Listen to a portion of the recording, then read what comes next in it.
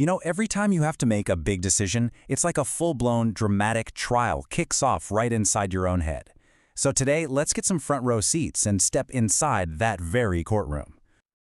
You know that feeling, right? It's like you're literally being pulled in two different directions. One part of you is screaming, "Just do it," while another part is whispering, "Are you completely insane?" It really feels like a battle, because, well, in a way it is. And you know who had a fantastic way of describing this? The one and only Sigmund Freud. He came up with this brilliant metaphor for all that internal chaos. He saw it as a legal drama, a trial, where different parts of your psyche get up on the stand and argue their case. So come on, let's enter the courthouse and see exactly how this whole thing plays out. To really see how this court works, let's follow a specific case. We'll call it the case of Alex. Now, Alex has a solid, stable corporate job. Good pay, good benefits. But Alex's real dream? To ditch it all and open an independent art studio. And there it is, the central conflict on the court's docket today. The passion for creative fulfillment versus the cold, hard reality of financial stability. Okay, so every courtroom has its key players, right? And in the courtroom of your mind, the main characters are three distinct voices that Freud called the id, the ego, and the superego. And trust me, each one plays an absolutely critical role in this trial. First up, let's meet the prosecution. And this is where it gets interesting, because in this court, there isn't just one prosecutor. Oh no, there are two. And they are almost always at each other's throats, presenting the most passionate and frankly contradictory arguments you've ever heard. On one side, we have the id. Let's call it the base prosecutor. This is the raw, primal, instinctual part of you.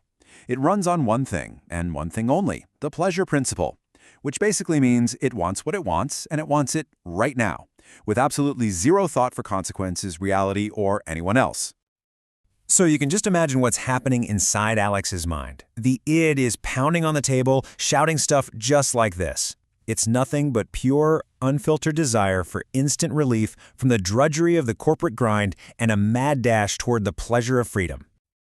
Arguing from the other side is the superego, who we'll call our noble prosecutor. Now, this is the voice of morality, of duty, of perfectionism.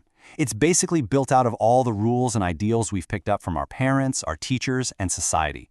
And its favorite tools? Oh yeah, good old-fashioned guilt and shame. But here's the twist. You might think the superego is always the voice of caution, but not necessarily. In Alex's case, it might actually argue for the art studio, but it's coming from a place of high-minded idealism. It frames the dream not as a selfish desire, but as a moral duty to become the best possible version of yourself. And this just lays out the core conflict perfectly, doesn't it? You've got the id pushing for that impulsive, primitive release. At the same time, the superego is demanding this rigid, idealistic kind of perfection. They are two incredibly powerful, totally extreme voices, pulling Alex in completely different directions for completely different reasons. Okay, so with two prosecutors this passionate, yelling from opposite ends of the room, the court is in chaos. It desperately needs a defense team to step in, manage the mess, and prevent a total mistrial. And that is the job of the ego, our prudent defense attorney. The ego is the voice of reason, of logic, of reality. Its whole job is to listen to the wild demands from the id and the lofty ideals of the superego, and then try to figure out a realistic plan that can actually work in the real world. So Alex's ego doesn't just scream yes or no, it actually formulates a strategy. It proposes a compromise, right? A way to honor that desire for art and also respect the need for stability. It's trying to satisfy both prosecutors without letting either one of them drive Alex into total ruin. And the ego's process is really methodical. First, it hears the id's cry for freedom. Then it acknowledges the superego's call to a higher purpose. But then comes the most important step. It tests both of these passionate arguments against the cold, hard facts of reality. And only then does it try to create a workable, sustainable, long-term plan. So just when it seems like our calm, cool, and collected defense attorney might be able to work out a deal, another voice emerges from the shadows. And this one, it's not interested in a verdict, it's only interested in chaos. Let's call this one the paranoid defense. This voice is fueled by deep-seated anxiety and pure, uncut fear. It doesn't use logic. It uses distortion, denial, projection. Its only goal is to shut the entire trial down by convincing you to do nothing at all. Oh, and you know this voice. It's the one that digs up every single past failure and magnifies every single possible risk into a 10-foot-tall monster.